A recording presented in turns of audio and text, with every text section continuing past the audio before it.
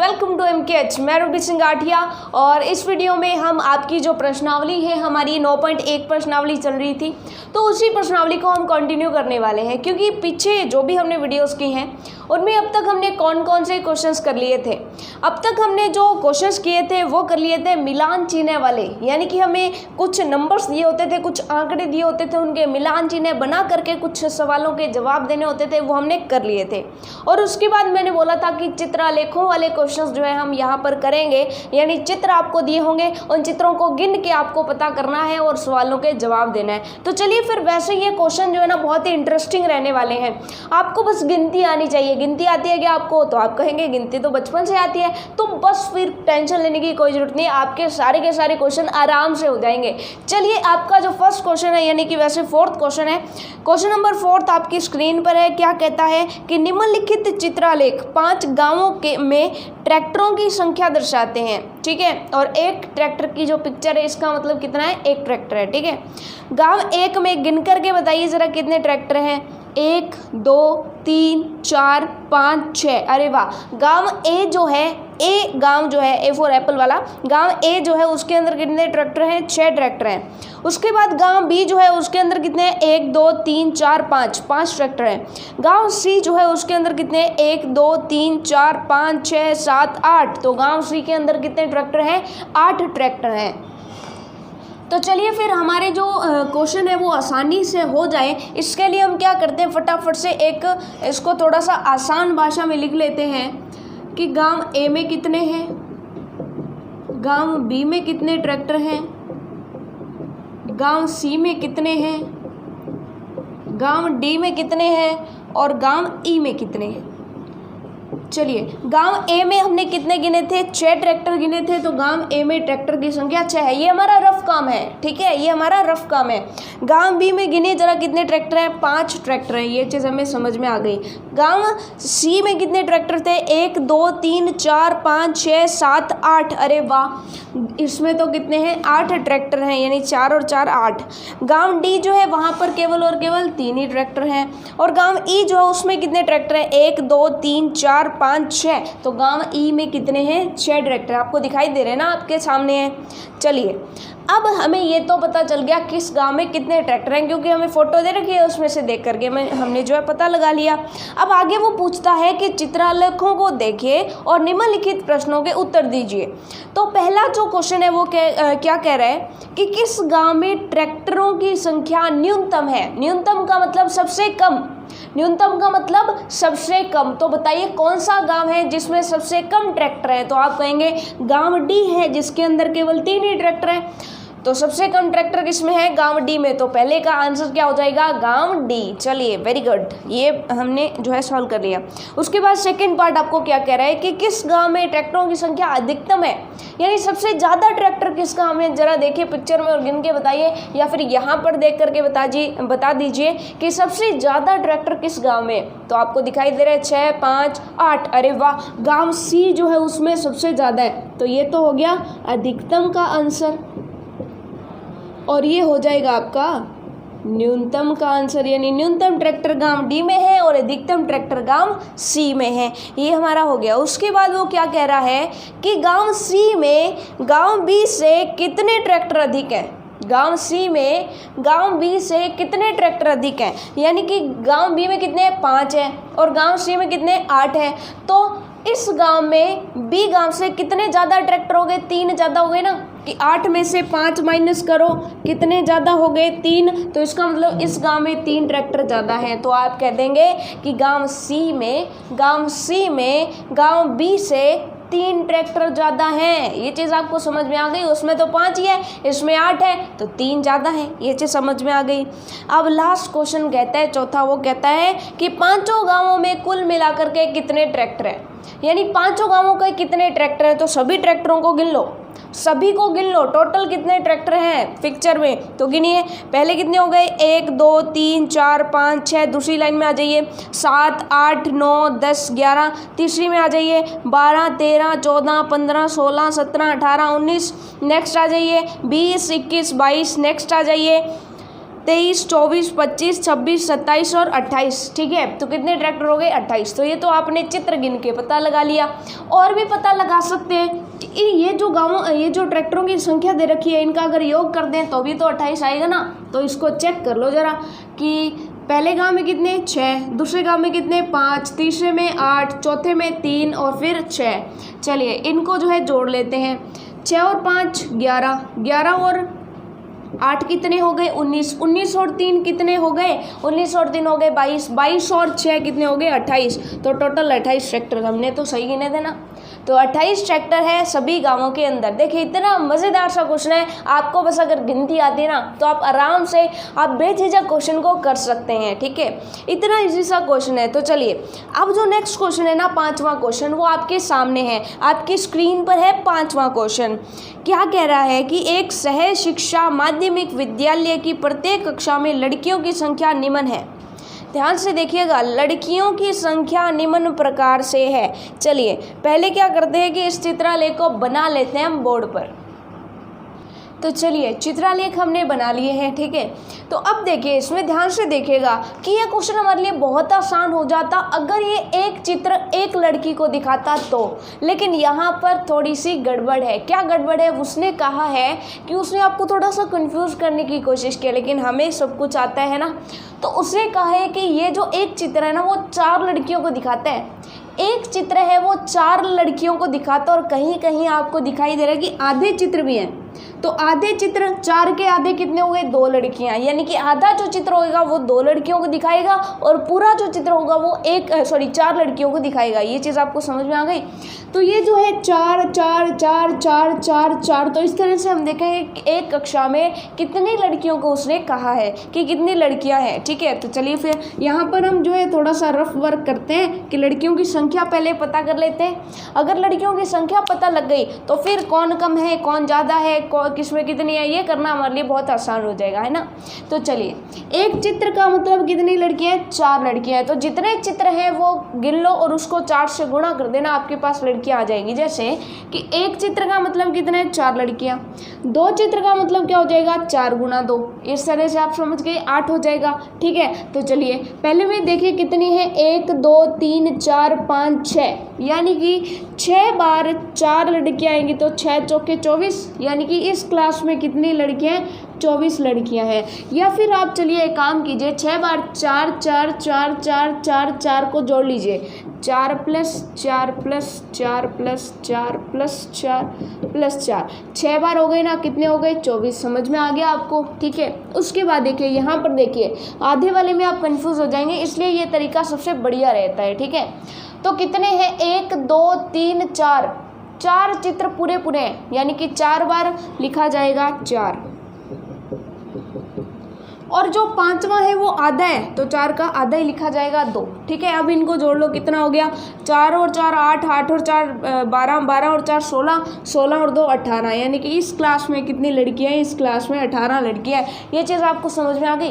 एक चित्र 4 को लिखता है, इसलिए हम एक चित्र की जगह क्या लगा रहे हैं? 4 लगा रहे हैं। ये चीज़ आपको समझ में आ गई?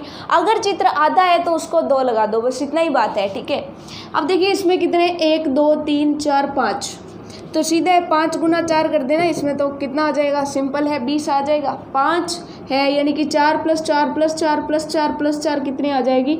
20 लड़कियां आ जाएगी। यहाँ पर तो कोई डाउट नहीं है ना। ठीक है, अब इसमें देख लीजिए चौथी क्लास में कितनी लड़कियां हैं?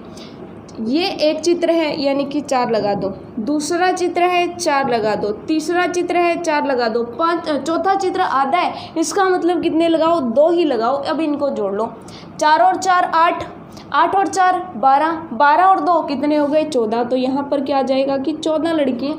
ये चीज़ आपको समझ में आ गई ना। तो इसमें बस थोड़ा सा ध्यान रखना है कि जब आधा चित्र दिया हो तो इस तरह से जोड़ करके करना, अदरवाइज तो जितने हैं उसको क्या कर दो? 4 से गुणा कर दो। जैसे इसमें पूरे है ना, तो 1 2 3 4, 4 चित्र हैं और एक चित्र का मतलब है 4, तो 4 गुणा 4 16 हो जाएंगे, ठीक है। या फिर 4 + 4 + 4 करो, सेम ही बात है। अब इसका देखते हैं, ये भी 4 है, ये भी 4 है, लेकिन ये 2 है, ठीक है। तो कितना हो गया 4 + 4 + 2, 4 और 4 8, 8 और 2 10, तो ये 10 लड़कियां हैं। ये कितनी लड़कियां हैं 4 + 4 8, 8 और 4 12, 12 और 4 16, 16 लड़कियां। इसमें देखो 4 और 4 8, 8 और 4 12, इसमें 12 लड़कियां हैं, ठीक है। लेकिन इसमें ध्यान से देखो, ये तो 4 है लेकिन ये 2 ही है, ठीक है ना, क्योंकि आधा ही तो चित्र है, आधी लड़की का चित्र है। इसका मतलब 4 का आधा हो गया, यानी कि कितना हो गया 2, 2 और 4 कितने हो गए 6, तो ये हो गई लड़कियों की संख्या। तो ये आपको समझ में आ गया ना कि एक चित्र जरूरी नहीं कि एक लड़की को दिखा रहा है, एक चित्र 4 लड़कियों को दिखा रहा है, तो आधा चित्र 2 लड़कियों को दिखाएगा, ठीक है। बस ये मेंटेलिटी बनानी है हमने, माइंड में जो है ना थोड़ा सा सेट करके चलना है बस। अब देखिए कहीं कहीं वो आपको लिख करके देगा, जो वो क्वेश्चन वाला मान रहा होगा वो आपको क्वेश्चन में लिख करके देगा, बस ये चीज़ आपको समझ में आ गई। अब यहाँ पर क्वेश्चन पढ़िए, पहला क्वेश्चन का ये पार्ट क्या कह रहा है कि किस कक्षा में लड़कियों की संख्या न्यूनतम है, यानी सबसे कम लड़कियाँ किस क्लास में है बताओ जरा। सबसे कम लड़कियां, इनमें से सबसे छोटा कौन 6, इसका मतलब सबसे कम लड़कियां कौन सी क्लास में होगी 8th क्लास में होगी, तो इसका उत्तर क्या आ जाएगा कि 8th क्लास में सबसे कम लड़कियां होगी। ये चीज़ आपको समझ में आ गई। उसके बाद बी पार्ट हमारा क्या कह रहे हैं, देखिए बहुत ही मज़ेदार सा क्वेश्चन है, ठीक है। आगे आगे चलिए, आपको बहुत मज़ा आने वाला है। क्या कक्षा 6ठी में लड़कियों की संख्या कक्षा 5 की लड़कियों की संख्या से कम है?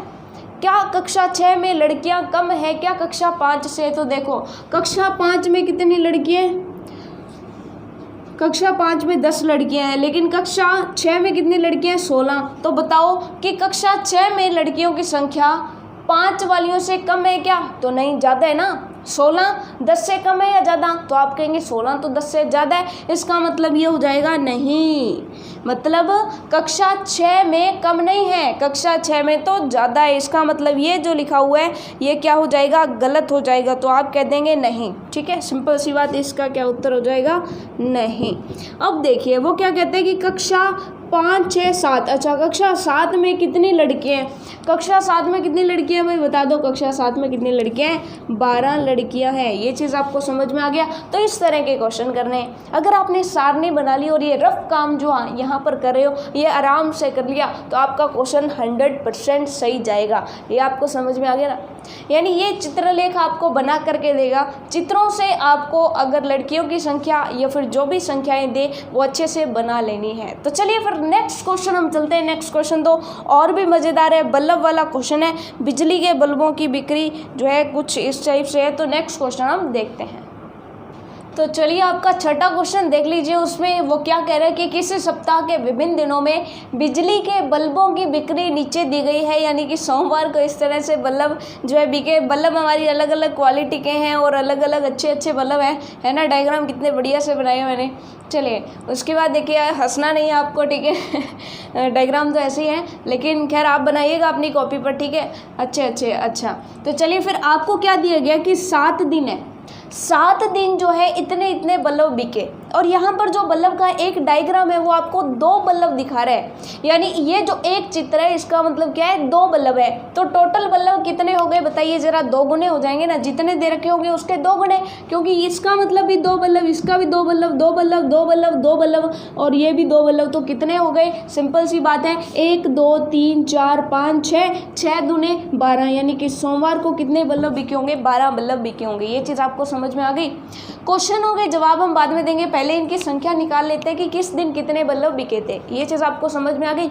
और यहाँ पर जब जो सबसे हार्ड लेवल ना चित्रलेखों का वो यही है, सबसे हार्ड लेवल यही रहते हैं, क्योंकि उसमें वो एक बल्ब का मतलब एक बल्ब नहीं है, एक बल्ब के चित्र का मतलब 2 बल्ब है। 2 3 4 जो भी आपको दिया उसके अकॉर्डिंग आपको करना है, ठीक है। तो यहाँ पे 2 बल्ब दिए हैं, ठीक है। तो 1 2 3 4 5 6 7 8 8 दूनी 16, क्योंकि एक बल्ब के चित्र का मतलब है 2 बल्ब का बिकना। तो 1 2 3 4 5 6 7 8 8 दूनी 16, यानी कि मंगलवार को 16 बल्ब बिके थे। बुधवार को 1 2 3 4 4 दूने 8 बल्ब बिके थे। वीरवार को 1 2 3 4 5 5 दूने 10 बल्ब बिके थे। शुक्रवार को कितने बल्ब बिके थे? 1 2 3 4 5 6 7 7 दूने 14 बल्ब बिके थे। शनिवार को देख लीजिए 1 2 3 4 4 दूने 8 बल्ब बिके थे। और रविवार को कितने बल्ब बिके थे? देखिए 1 2 3 4 5 6 7 8 9 9 दूने 18 बल्ब बिके थे। ठीक है, तो ये देखिए चित्रालेखों से हमने बल्बों की संख्या ज्ञात कर ली। ठीक है, अब फाइनल हमारे पास कुछ क्वेश्चंस हैं। क्वेश्चन देख करके आपको देखना सबसे बड़ा कौन है, सबसे कम है, किसमें समान है, ये सारे के सारे क्वेश्चन आपके सामने इतने इजी से क्वेश्चन होंगे। चलिए क्वेश्चन पढ़ते हैं कि शुक्रवार को कितने बल्ब बेचे गए। तो बताइए जरा, शुक्रवार को कितने बल्ब बेचे गए? 14। तो इसका उत्तर क्या हो जाएगा? इसका उत्तर हो जाएगा जी 14 बल्ब बेचे गए। तो ए पार्ट का आंसर क्या हो जाएगा? 14 बल्ब। उसके बाद देखिए बी पार्ट क्या कह रहा है कि किस दिन बेचे गए बल्बों की संख्या अधिकतम। अधिकतम का मतलब होता है मैक्सिमम, सबसे ज़्यादा किस दिन बेचे गए? तो देख लीजिए सबसे बड़ा कौन? सबसे बड़ा 18। तो इसका मतलब सबसे ज़्यादा बल्ब किस दिन बिके? रविवार को। तो इसका आंसर क्या हो जाएगा कि जी सबसे ज़्यादा बल्ब तो रविवार को बेचे गए। ये चीज़ आपको समझ में आ गई। अब वो कहते हैं किन दिनों में बेचे गए बल्बों की संख्या समान थी, यानी ऐसे 2 दिन जिस दिन सेम बल्ब बिके। तो देखिए कौन से ऐसे दिन हैं जिसके अंदर सेम बल्ब बिके? तो बिल्कुल 8 और 8 सेम आ रहे हैं ना, यहाँ भी 8 और यहाँ भी 8। तो ये दिन कौन से हैं? बुधवार को और शनिवार को। तो आप कह देंगे कि बुधवार और शनिवार, बुधवार व शनिवार ऐसे 2 दिन थे, दोनों दिनों में 8-8 बल्ब बिके, यानी समान बल्ब बिके। ये चीज़ समझ में आ गई। उसके बाद देखिए क्या कहते हैं डी की किस दिन बेचे गए बल्बों की संख्या न्यूनतम थी, यानी सबसे कम बल्ब किस दिन बेचे गए। तो आप कह देंगे सबसे कम 8 है और 8 भी 2 बार आ रहे हैं, ध्यान दीजिएगा 8 2 बार आ रहे हैं और दोनों दिन कौन से? बुधवार और शनिवार। तो आप कह देंगे कि बुधवार व शनिवार को न्यूनतम का मतलब क्या होता है? सबसे कम बल्ब बेचे गए। ये चीज़ समझ में आ गई। चलिए अब नेक्स्ट देखते हैं कि ये तो हो गया, न्यूनतम वाला भी हो गया। उसके बाद वो कहता है कि यदि किसी एक बड़े डिब्बे में 9 बल्ब आ सकते हैं, उसने क्या कहा है कि एक डब्बा है आपके पास और उस डब्बे में 9 बल्ब आप रख सकते हो। ठीक है, तो पूरे सप्ताह में जितने भी बल्ब बेचे गए हैं उन सभी बल्बों को रखने के लिए आपको कितने डब्बे चाहिए होंगे। तो सबसे पहले तो एक काम करो, इस सप्ताह में टोटल कितने बल्ब जो है बेचे गए हैं सभी को कैलकुलेट कर लो। तो बताइए ज़रा सभी बल्ब कितने हो जाएंगे? सभी बल्बों को जोड़ लीजिए, कितने हो जाएंगे? पहले दिन कितने बिके? 12, दूसरे दिन 16, तीसरे दिन 8, वीरवार को 10, शुक्रवार को 14 और शनिवार को 8 और फिर रविवार को 18। चलिए अब इनको जोड़ लीजिए। सिंपल सी बात है कि 12 और 16 कितने हो गए? तो ये तो हो जाएंगे 28 और 8 कितने हो गए? 36 और 10 कितने हो गए? 46 और ध्यान दीजिएगा 14 है। 46 और 4 कितने हो गए? 50 और 10 कितने हो गए? 60 और 8 68 और 18। देखिए 18 को 10 और 8 में जो है डिवाइड कर लीजिए। तो 68 और 10 कितने हो गए? 78 और 8 कितने हो गए? 70 और 8 हो गए 86। तो ये हो गए टोटल 86, यानी कि 86 बल्ब जो है पूरे किस में बेचे गए? पूरे सप्ताह में। अब वो कहता है कि एक डब्बा है जिसमें कितने आते हैं? 9 बल्ब आते हैं। तो आपको कितने डब्बे चाहिए 86 बल्बों को रखने के लिए? तो इसके लिए हमने प्रीवियस जो चैप्टर पढ़ा था वहाँ पर देखा था कि जब आपको इस तरह की कोई संख्या ज्ञात करनी हो तो वहाँ पर क्या करते हैं कि टोटल जितनी भी संख्या उसको ऊपर रख लो और एक डब्बे में जितनी संख्या आ सकती है उसको नीचे रख लो, फिर डब्बों की संख्या आपके पास आ जाएगी। यानी इसके लिए एक फॉर्मूला रहता है, कौन सा? अगर आपको डिब्बों की संख्या निकालनी है तो क्या करो, ऊपर तो लिख लो कुल बल्बों की संख्या, कुल बल्बों की संख्या, और नीचे लिख लो एक डिब्बे में बल्बों की संख्या। ये चीज़ आपको समझ में आ गई। यानी क्या करना है, कुल बल्ब कितने 86 है तो 86 आपने ऊपर रख लिया, एक डिब्बे में कितने बल्ब आते हैं? 9। तो आपने क्या करना है, 86 को 9 से भाग देना है। ठीक है, चलिए 86 को 9 से भाग देते हैं। 86 को 9 से भाग दो तो कितने पर जाएगा? सिंपल सी बात है कि जब भी आप भाग देंगे तो 9 पर जाएगा। ठीक है, नीम कितने होते हैं? 81। तो 9 × 9 81 हो गए, कितने बच गए? 5। यानी कि आपको क्या हुआ कि 81 बल्ब आप रख दोगे कितने डिब्बों में? 9 डिब्बों में। ठीक है, 81 बल्ब आपने 9 डिब्बों में पूरे 9 डिब्बे भर गए 81 बल्बों से, क्योंकि एक डिब्बे में कितने बल्ब आ रहे थे? 9। 2 में कितने? 18। तो 9 डब्बे पूरे भर गए और कितने बल्ब भर गए उसमें? 81। लेकिन 5 बल्ब अब भी बचे हैं, तो 5 बल्ब के लिए एक और डब्बा चाहिए ना। तो हम कह देंगे कि कितने? 9 तो पहले थे, एक डब्बा और चाहिएगा, मतलब 10 डब्बे चाहिए होंगे, तभी उसमें क्या है कि सप्ताह के सारे बल्ब रखे जाएंगे। ठीक है, यानी पॉइंट्स में हमें नहीं करना है। ठीक है, ये आप 86 हमारे पास क्या टोटल बल्ब है, और एक डिब्बे में कितने बल्ब आ सकते हैं? 9। तो 9 रख के डिब्बे पैक करते जाइए। पहले 9 रख दिए, एक डिब्बा, दूसरे 9 रख दिए, दूसरा डिब्बा, तीसरे 9 रख दिए, तीसरा डिब्बा। इस तरह से 9 डिब्बे तो पूरे भर दिए, और कितने भर गए? 81 बॉक्सेस हमारे भर गए। ठीक है, क्योंकि 9 × 9 81 होते हैं। ठीक है, तो 81 तो भर गए, कितने बचे? 5। अब 5 बल्ब को रखने के लिए बॉक्स को आधा काटेंगे थोड़ी, पूरा बॉक्स लेंगे, उसमें 5 रख देंगे, 4 खाने खाली पड़े रहेंगे, उसको रख देंगे, तो 9 और 1 10, यानी कि 10 डिब्बे हमें चाहिए होंगे। तो ये बस थोड़ा सा लास्ट वाला क्वेश्चन हमारा थोड़ा सा अलग था, बाकी सेम था। तो चलिए फिर 6 क्वेश्चन आपने कर लिया है, इसी के जैसा है 7th क्वेश्चन आपकी स्क्रीन पर है, और ये क्वेश्चन आपका होमवर्क रहेगा, क्योंकि इसमें क्या कहा है, एक फलों की टोकरी का जो डायग्राम है वो कितने फलों की टोकरी को दिखाएगा? 100 फलों की टोकरी को दिखाएगा। इसका मतलब क्या हो गया? क्वेश्चन देखिए कि एक विशेष मौसम में एक गांव में 6 फल विक्रेताओं द्वारा बेची गई फलों की टोकरियों की संख्या निम्न चित्रलेखों द्वारा प्रदर्शित है, और एक फलों की टोकरी का चित्र जो है वो कितनी टोकरियां दिखा रहा है? 100 टोकरियां दिखा रहा है। तो रहीम ने कितनी बेची?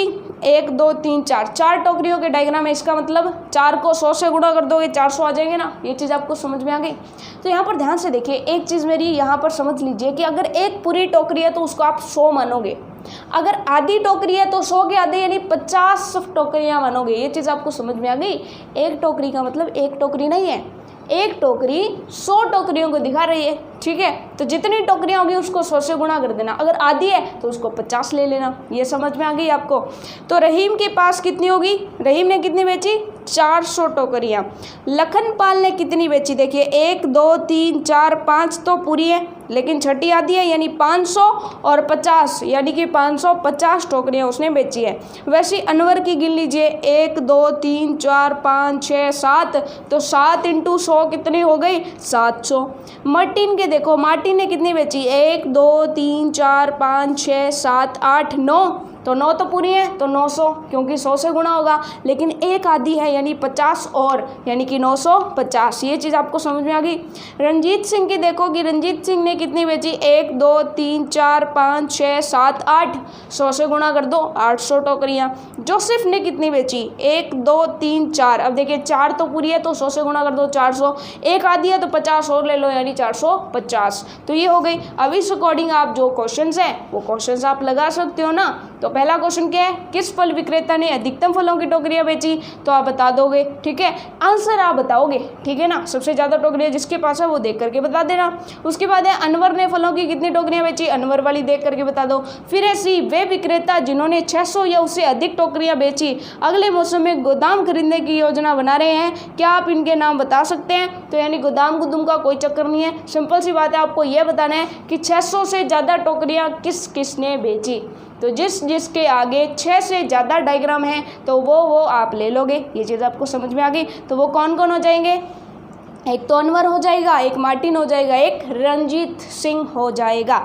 तो चलिए फिर जो हमारी प्रश्नावली है 9.1 उसका लास्ट क्वेश्चन मैंने आपको होमवर्क दिया है, बहुत ही आसान है, आप करके आइएगा। ठीक है, तो चलिए फिर 9.1 प्रश्नावली हुई हमारी कंप्लीट। नेक्स्ट वीडियो में हम करेंगे हमारी प्रश्नावली 9.2 और इससे भी ज़्यादा इंटरेस्टिंग वो प्रश्नावली होगी। तो चलते हैं, मिलते हैं नेक्स्ट वीडियो में नेक्स्ट प्रश्नावली के साथ। तब तक के लिए all the best for your self studies.